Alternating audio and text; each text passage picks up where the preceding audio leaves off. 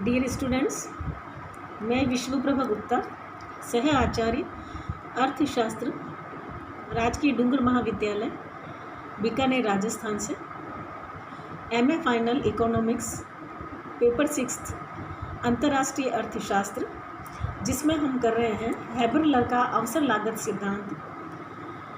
अब तक हमने हैबर-लर के अवसर लागत सिद्धांत के अंतर्गत बढ़ती हुई अवसर लागतों, स्थिर अवसर लागतों और घटती हुई अवसर लागतों के अंतर्गत व्यापार की स्थिति देखी थी। अब हम एक अन्य स्थिति देख रहे हैं जिसमें घटती हुई अवसर लागत और बढ़ती हुई अवसर लागत दोनों ही समाविष्ट हैं। तो अब हम ले रहे हैं घटती तथा बढ़ती हुई अवसर लागतों के अंतर्गत व्यापार, trade under decreasing and increasing opportunity cost. यह संभव नहीं है कि घटती हुई अवसर लागतों के अंतर्गत या बढ़ती हुई अवसर लागतों के अंतर्गत दोनों ही वस्तुओं का उत्पादन हो सके, किंतु एक स्थिति यह हो सकती है जहां एक्स वस्तु का उत्पादन घटती हुई अवसर लागतों के अंतर्गत हो रहा है और वाई वस्तु का उत्पादन बढ़ती हुई अवसर लागतों के अंतर्गत हो रहा हो। जैसे एक्स वस्तु कोई निर्मित वस्तु हो सकती है जैसे कि कपड़ा, और वाई वस्तु कोई कृषि फसल हो सकती है जैसे कि चावल। तो हम एक ऐसी स्थिति ले रहे हैं जिसमें घटती हुई और बढ़ती हुई दोनों ही अवसर लागतों का जिक्र है। इसको हम चित्र संख्या 4 से देख रहे हैं। चित्र संख्या 4 के अनुसार हमने ओ एक्स अक्ष पर एक्स वस्तु को और ओ वाई अक्ष पर हमने वस्तु वाई को लिया है। ए बी उत्पादन संभावना वक्र है देश ए का, जिसको हम प्रोडक्शन पॉसिबिलिटी कर्व कहते हैं। यह पीपीसी जो है उसमें हम बढ़ती हुई और घटती हुई दोनों ही अवसर लागतों को देख सकते हैं। इसका ए से लेकर एफ तक का भाग नतोदर है, यानी कि कॉन्केव है, जब जो कि बढ़ती हुई अवसर लागतों को व्यक्त करता है, जबकि एफ से लेकर बी तक का जो भाग है वह उन्नतोदर है, जो घटती हुई अवसर लागतों को बताता है, यानी कि कॉन्वेक्स टू द ओरिजिन है। एफ बिंदु जहाँ पर यह जो कि इस वक्र को 2 भागों में बांटता है वह अंतर्वक्र बिंदु कहलाता है, जिसको कि हम पॉइंट ऑफ इन्फ्लेक्शन कह सकते हैं। पहले हम उत्पादन संभावना वक्र के ए एफ भाग को लेते हैं। ए एफ भाग के अंतर्गत हम देख रहे हैं कि यहाँ पर अंतर्राष्ट्रीय व्यापार की शर्तों की जो रेखा है वह ए रेखा है। ए एफ को ए रेखा जो कि अंतर्राष्ट्रीय व्यापार शर्तों को या अंतर्राष्ट्रीय कीमत रेखा है, वह ए एफ को ई बिंदु पर स्पर्श करती है। वहाँ पर हम देखते हैं कि दोनों ही वस्तुओं का उत्पादन बढ़ती हुई अवसर लागतों के अंतर्गत हो रहा है, यानी कि एक्स वस्तु का उत्पादन ओ एक्स और वाई वस्तु का उत्पादन ओ वाई का उत्पादन ए देश के द्वारा किया जा रहा है। इसका जो उपभोग बिंदु है वह बिंदु है सी।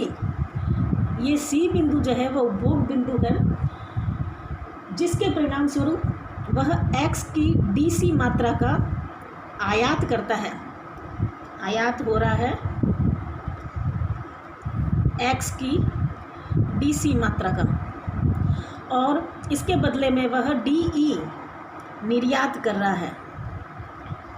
वाई की डीई मात्रा का वह निर्यात कर रहा है, क्योंकि सी बिंदु जो है वह उत्पादन संभावना वक्र के बाहर की ओर स्थित है, इसलिए इस देश को दूसरे देश के साथ व्यापार करने में लाभ हो रहा है। अब हम मान लेते हैं कि देश को आंतरिक मितव्ययिताओं के कारण, इंटरनल इकोनॉमीज के कारण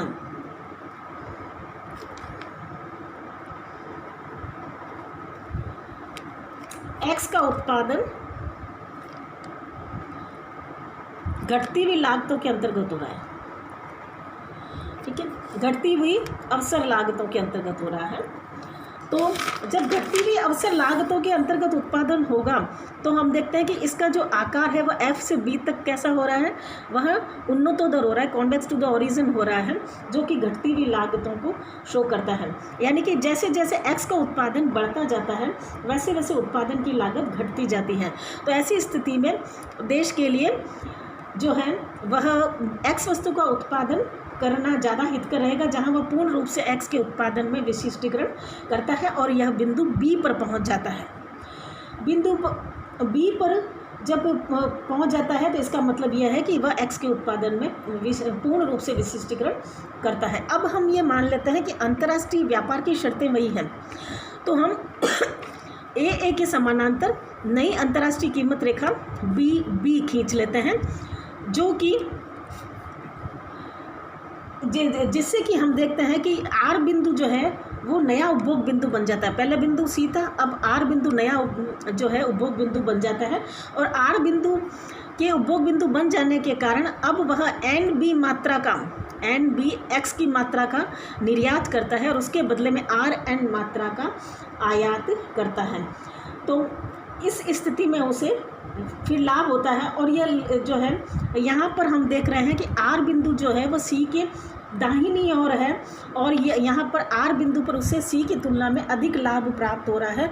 और ऐसा तब तक होगा जब तक कि BB रेखा जो है वह AA रेखा के जो है दाईं ओर रहती है, लेकिन अगर ये रेखा बाईं ओर शिफ्ट हो जाएगी तो देश को हानि होने लगेगी। तो बेटर है कि जो है यह देश अपने आप को C बिंदु पर स्थिर रखे, जिससे कि उसको ज़्यादा अधिक समय तक उससे लाभ होता रहेगा। तो इस तरह से हम देखते हैं कि एक देश जब घटती हुई लागतों के अंतर्गत उत्पादन होता है तो किस तरह से लाभ प्राप्त करता है, और वही देश जो है किसी वस्तु के संबंध में जब बढ़ती हुई अवसर लागत होती है तो वो किस तरह लाभ प्राप्त करता है। तो इस तरह से हम देखते हैं कि हैबरलर का जो अवसर लागत सिद्धांत है वह बहुत अधिक वास्तविक है और काफ़ी श्रेष्ठ है और इसका जो महत्व है वह तुलनात्मक लागत सिद्धांत की अपेक्षा अधिक माना जाता है, क्योंकि यह मूल्य के श्रम सिद्धांत की अवास्तविक मान्यताओं को छोड़ देता है, अवास्तविक मान्यताओं का त्याग कर देता है। अवसर लागत जो सिद्धांत है वह स्थिर अवसर लागत, बढ़ती हुई अवसर लागत और घटती हुई अवसर लागत तीनों ही स्थितियों में व्यापार से पहले की स्थिति और व्यापार से बाद की स्थिति का विश्लेषण करता है, जबकि तुलनात्मक लागत सिद्धांत देश के भीतर स्थिर लागतों और दो देश के तुलनात्मक लाभ हानि पर आधारित है। अतः विश्लेषणात्मक आधार पर अगर हम देखें तो यह सिद्धांत अवसर लागत का जो सिद्धांत है वह अधिक श्रेष्ठ है। हालांकि कुछ अर्थशास्त्री इसकी आलोचना भी करते हैं, जिनमें हम जैकब वाइनर को प्रमुख रूप से लेते हैं। जैकब वाइनर ने अपनी पुस्तक जो है वह studies in the theory of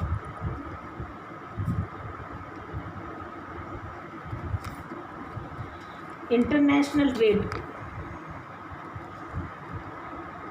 के अंतर्गत इस सिद्धांत की कटु आलोचना की है। उनका मत है कि कल्याण मूल्यांकन के औजार के रूप में क्लासिकी वास्तविक लागत सिद्धांत की अपेक्षा अवसर लागत का जो सिद्धांत है वो घटिया है। वो कहता है कि उत्पादक सेवाएं प्रदान करने में परित्याग, अनुपयोगिता, कठिनाइयों के रूप में वास्तविक लागतें पाई जाती है और अवसर लागत का सिद्धांत उन्हें मापने में असमर्थ रहता है। किंतु ये आलोचनाएं भी हम कह सकते हैं कि निराधार है। बाद में जो है प्रोफेसर वॉल्श ने अवसर लागतों के रूप में उन परिवर्तनों को प्रदर्शित किया है जो बदलते हुए वस्तु कीमत अनुपातों और साधन सीमांत उत्पादकताओं के प्रत्युत्तर में साधन की पूर्तियों में होते हैं। इसी तरह से वॉल्श ने यह भी कहा है कि अंतर्राष्ट्रीय कीमत अनुपात पर व्यापार की संभावना सामान्य रूप से किसी देश को अपनी आय वास्तविक रूप में बढ़ाने का अवसर देती हैं और इस बढ़ोतरी का कुछ भाग अपेक्षाकृत अधिक अवकाश के रूप में ग्रहण किया जाएगा, जिससे दोनों वस्तुओं का उत्पादन घट जाएगा। इसी तरह से रिचर्ड केव्स ने कहा है कि वाल्श का तर्क यह प्रदर्शित करता है कि जब अवकाश के लिए अधिमान में परिवर्तन होगा तो साधन लागतों की निश्चित मात्राओं के लिए परिभाषित रूपांतरण वक्र के आकार और परिमाण दोनों में परिवर्तन हो जाएगा। इन सब बातों के अलावा हम कह सकते हैं कि रिचर्ड केव्स ने अवसर लागत सिद्धांत को सामान्य संतुलन मॉडल का एक सरल रूप माना है और सैमुअल्सन कहते हैं कि अवसर लागत सिद्धांत अधिक उपयोगी है क्योंकि इसे आसानी से सामान्य संतुलन प्रणाली में विस्तारित किया जा सकता है। इसलिए इसमें आश्चर्य नहीं कि अवसर लागत सिद्धांत अधिकाधिक लोकप्रिय होता गया है। इसका वे लोग भी प्रयोग करते हैं जो इस पर आक्षेप करते हैं।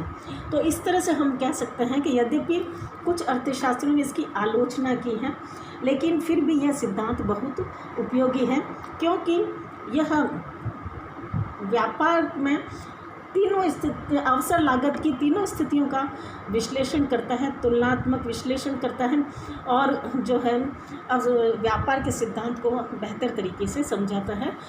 तो अपना ये सिद्धांत यहीं ख़त्म हो जाता है। Thank you.